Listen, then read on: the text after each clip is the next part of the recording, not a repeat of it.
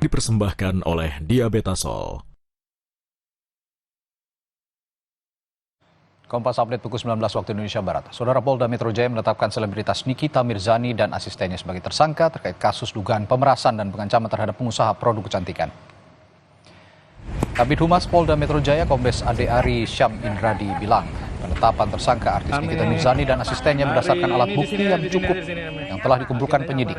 Penyidik Direktorat Siber Polda Metro Jaya seharusnya memeriksa Nikita dan asistennya sebagai tersangka hari ini. Namun kuasa hukum bersurat kepada penyidik untuk meminta permohonan penundaan pemeriksaan.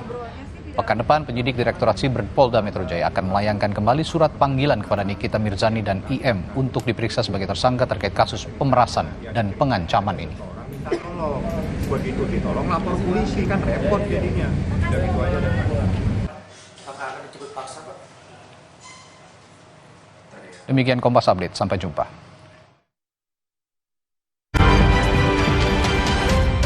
Kompas Update dipersembahkan oleh Diabetasol.